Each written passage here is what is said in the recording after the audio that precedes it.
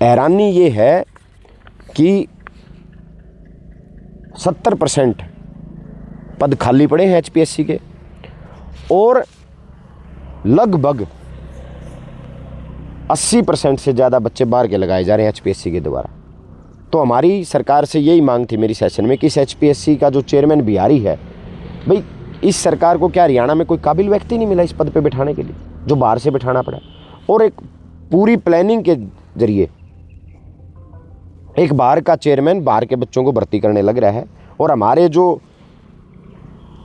Intelligent बच्चे हैं, जो पढ़े लिखे बच्चे हैं, जो जेआरएफ गोल्ड मेडलिस्ट बच्चे हैं, उनको एक प्लानिंग के जरिए बाहर किया जा रहा है। तो ये पर्ची खर्ची नहीं तो ये क्या है? इतने बच्चे बाहर के, 80% से ज़्यादा बच्चे बाहर के लग रहे हैं।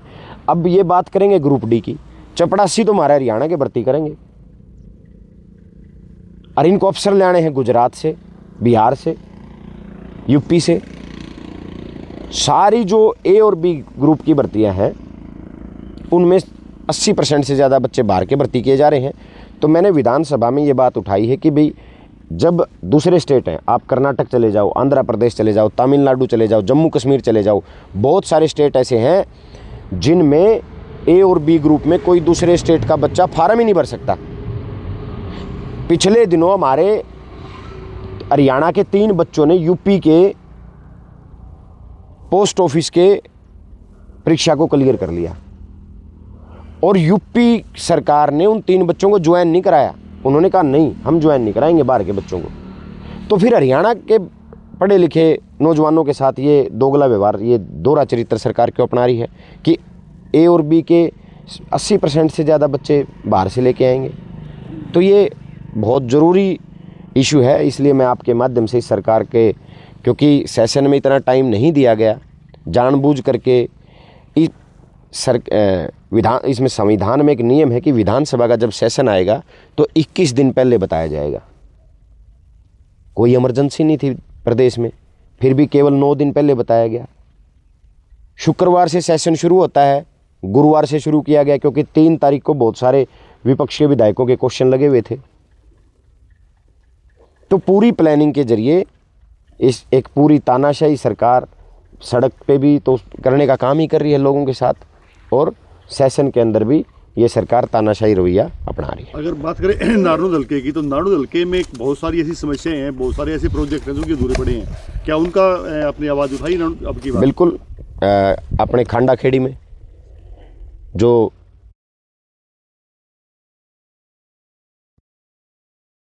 के वीसी जो हैं उनको सारे आप मीडिया के साथियों ने भी साथ थे, और विधानसभा में भी पिछली बार भी और इस बार भी हमने जब क्वेश्चन नहीं लगाए गए तो मैंने अनस्टार्ट क्वेश्चन लगाया कि भाई इसका काम कब तक शुरू हो जाएगा। पिछले सेशन में भी यही था कि भाई इसका बहुत जल्द काम शुरू कराएंगे।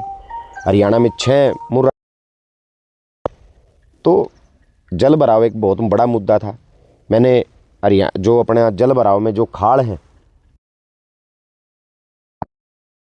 जो साधन है खाड़, उसका जो मुद्दा है, पिछले 1 साल से ज़्यादा का समय हो गया, काडा ने कोई नया बजट जारी नहीं किया है। मैंने विधानसभा में मुख्यमंत्री जी से मांग की थी कि भाई चाहे नए खाड़ हों चाहे पुराने खाड़ हों, बाढ़ में सारे खाड़ टूट गए, दोबारा फिर से मंजूरी दी जाए। और जो बाढ़ के लिए जो स्थायी समाधान है ज़मीन अधिग्रहण करके, क्योंकि 11 साल से इस सरकार ने कोई भी ज़मीन अधिग्रहण नहीं की है, तो इस सरकार से मैंने मुख्यमंत्री जी से मांग की है कि भाई ज़मीन अधिग्रहण करके ड्रेनें निकाली जाए और जो ड्रेन हैं उनकी क्षमता बढ़ाई जाए। क्षमता बढ़ानी ज़रूरी है उनकी, क्योंकि इन ड्रेनों की क्षमता नहीं है, तो क्षमता बढ़ाई जाए। और जो खाड़ हैं, जो काडा का पिछले काफ़ी समय से, साल भर से ज़्यादा समय से बजट नहीं आया, उसके ऊपर भी बात हुई है। पूर्व वित्त मंत्री कैप्टन अभिमन्यु ने बास कार्यक्रम में कहा था कि वे विधायक अपनी जिम्मेवारी नहीं निभा रहे विधानसभा के द्वारा, यहाँ नारनौल विधानसभा में। देखिए, मैं हमारे पूर्व मंत्री जी जो बौखलाए हुए हैं बेचारे, मुझे बड़ी पीड़ा हुई उनके हालात देख करके।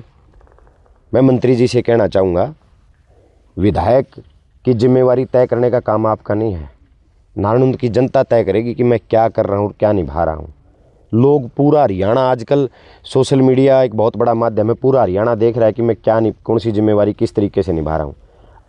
मैं मंत्री जी से कहना चाहूँगा, 11 साल से आपकी सरकार है, केवल जीतता हुआ व्यक्ति ही, ये जरूरी नहीं कि भाई कोई व्यक्ति हार जाए तो वो काम ना करवाए, कोई व्यक्ति हार जाए तो वो लोगों के बीच ना आए। तो मंत्री जी को मेरी आपके माध्यम से ये मेरी जवाब मेरा ये है कि 11 साल से 6 साल से बेशक आप हार रहे हो, लेकिन आपकी जवाबदेही बनती है, आपकी सेंटर में भी और आपकी प्रदेश में भी सरकार है, लोगों के बीच आओ, उनके काम करवाने का काम करो। सिर्फ मेरी जवाबदेही तय करने से उनकी जिम्मेवारी पूरी नहीं हो जाती।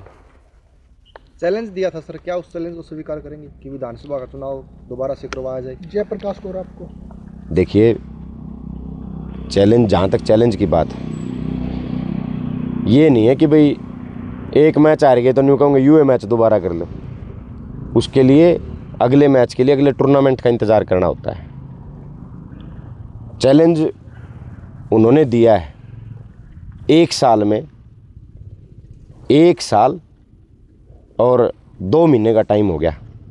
1 साल 2 महीने में जो व्यक्ति पहली बार नारनौंद में आया और आते ही चैलेंज दे दिया, 1 साल में के धरती मुद्दी मार दी भाई, आज चैलेंज दे दिया कि मैं यूं तो हो कि भाई हाँ भाई टाइम हो लिया है, 4-5 साल बीत गए, मन ने इतना ज़्यादा काम करा दिया, मैंने तो इतने काम करवा दिए हैं इस नारनौंद में बिना हार के भी, और जो भाई जीता हुआ है वो कुछ नहीं करवा पा रहे।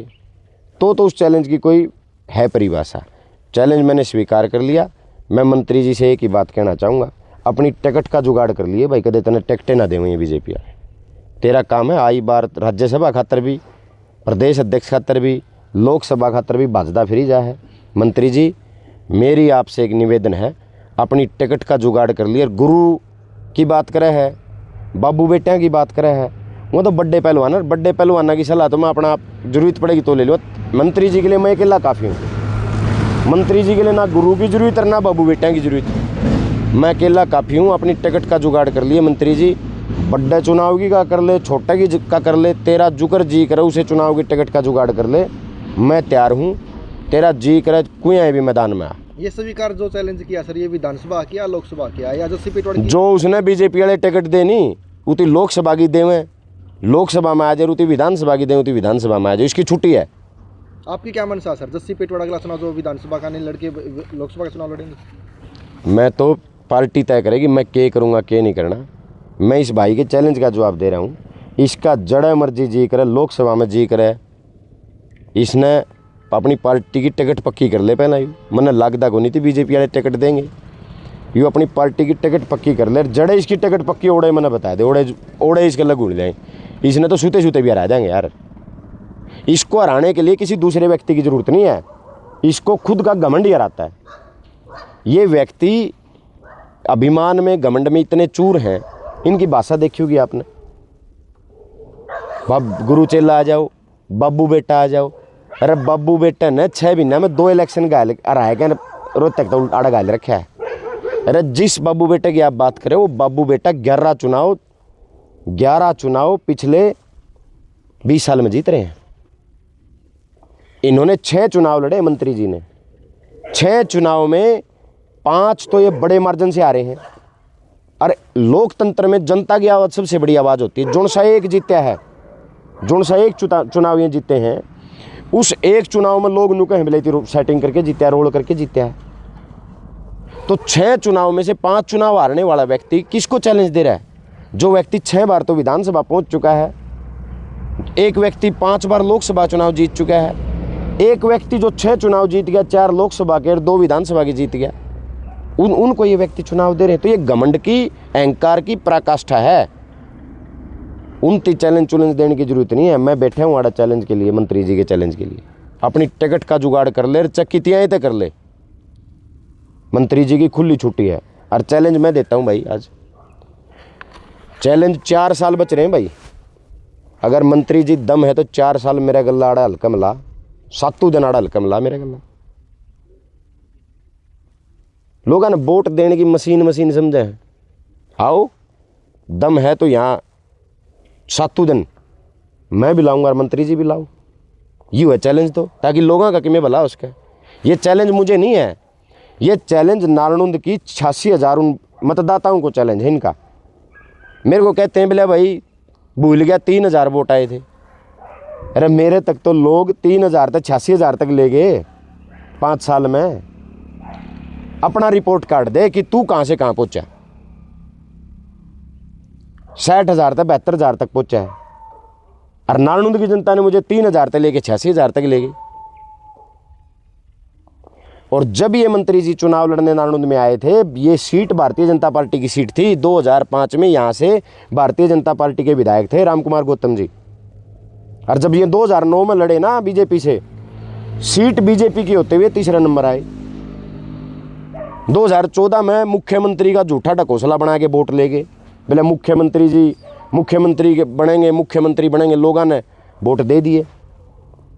लेकिन आज भी लोग न्यू कहे हैं भैया तो धक्काशाही से जीता है। 2019 में 75 पार का नारा था बीजेपी का, फिर हार गए। इस बार पूरे प्रयास करेगी जस्सी पेटवाड़ को टिकट ना मिले। दिल्ली में खूब लॉबिंग करी इसने, लेकिन इस बार फिर हार गए। तो 4 चुनाव में तो 3 तो नालंदे हार रहे हैं। चैलेंज तो वो आदमी देना जो एक आधी बार गलती था हार जे। अरे जो आदमी 6 में से 5 चुनाव बड़ी बुरी तरीके से हारा हो, वो आदमी भी चैलेंज देता है। तो मैं इतना तो इस चैलेंज का कोई अर्थ समझता। बौखलाहट है उनकी। मैं तो ये कहूँगा इस बौखलाहट को, इस घमंड को छोड़ो और इस नालंद आपकी 11 साल से सेंटर में प्रदेश में सरकार है, आप अपना यहाँ योगदान देने का काम करो। विकास कराया कि नहीं कराया। एक और बात कहूँ भाई, गंद खिंडा रखा है बोले गुरु चेलन तड़के बिलक फ़ोन कान के ला लें। फ़ोन तो भाई जिसके दौरान लोग आएंगे, ये लोग बैठे हैं, ये मेरे पास फ़ोन करवाने के लिए बैठे हैं, तो फ़ोन तो करने पड़ेंगे। ये आप किसी ने मंत्री जी मिलो तो आते नहीं। आपकी कोठियाँ में बड़े बड़े मुँह है, कुत्ते बंद रहे हैं, तो ये बाप कहा हुआ कौन। और गंद खिंडाने की बात सुन लो भाई। चौधरी मित्र सेन जी इस इलाके के बेहद सामाजिक आदमी रहे हैं। बहुत बड़े आर्य समाजियों में नाम है चौधरी मित्र सेन जी का। और आर्य समाजी आदमी कदे दारू का हाथ नहीं लाया करता भाई। इस आदमी ने सब हल्का में चुनाव का टाइम आता है, करोड़ों रुपये की दारू इस हल्का में बांट के लोगों को खराब करने का काम करता है। यू आदमी आर्य समाजी, यो कलंक है आर्य समाज के ऊपर भी। चौधरी मित्र सेन जी की विचारधारा के ऊपर कलंक है ये आदमी, जो अपना आर्य समाजी का है। और गंद की बात करता है। इलेक्शन में आज भी साक्षी हैं वो। चुनाव में 2024 में अपने गांव में जाके बैठ गया और एक डीएसपी की मदद से चुनाव को कैप्चर करने का काम किया, फर्जी वोटिंग करने का काम किया। और कांग्रेस के जो एजेंट थे, जिसमें कोई 50 साल का था, कोई 25 साल का था, कोई 40 साल का था, उनको बाहर फेंकवाने का काम किया, अपने गांव के गुंडों से पिटवाने का उनको काम किया। ये होता है गंद। कल राखी गढ़ी में मुख्यमंत्री जी आ रहे हैं जी, क्या मांग है आपकी? देखिए मैं स्वागत करता हूं मुख्यमंत्री जी का, हमारी विधानसभा में आ रहे हैं। मेरी तो एक ही मांग है मुख्यमंत्री जी से, मैंने तो पहले भी कहा है भाई किसानों को मुआवजा दे दो, जो जिन किसानों की फसल ख़राब हुई उनको मुआवजा दो। और दूसरी सबसे जो बड़ी बात है वो ये है कि राखी गढ़ी, अब तो हमें पता चल गया कि भी मानव सभ्यता का सबसे प्राचीन केंद्र रहा है राखी गढ़ी। तो राखी गढ़ी में केवल उस प्राचीन सभ्यता के लिए नहीं, राखी और आसपास के इलाके का समग्र विकास भी होना चाहिए। वहाँ दिखना भी चाहिए कि ये गांव जो है ये इस मानव सभ्यता का सबसे प्राचीन गांव है। तो इन सब चीज़ों में मुख्यमंत्री जी से मेरी ये मांग है कि राखी गढ़ी को और आसपास के इलाके को विकास के लिए अलग से स्पेशल बजट जारी करें और अलग से राखी गढ़ी के विकास के लिए एक नई नीति बनाई जाए। पिछले 5 सालों से म्यूजियम का काम भी अधूरा ही पड़ा है। ये लोग घोषणा करते हैं, प्रचार करते हैं, ना ये हरियाणा के हितों के लिए लड़ सकते। भारतीय जनता पार्टी एक ऐसी सरकार है जिसकी विचारधारा केवल जात पात धर्म और नाम बदलने तक सीमित है। सब कुछ अधूरा पड़ा है। आज नालंद की बात कर लो आप, चाहे पूरे हरियाणा की बात कर लो, सब चीज़ें यूं की यूं अधूरी पड़ी हैं। तो मेरी तो यही मांग है मुख्यमंत्री जी से कि वो आकर के राखी गढ़ी, जो एक किसानों का बहुत बड़ा, हमारा इलाका कृषि प्रधान इलाका है। किसानों की जो जल भराव में जो किसान और मजदूर के साथ जो हालात हुए हैं उन पे मुआवजा देने का काम करें।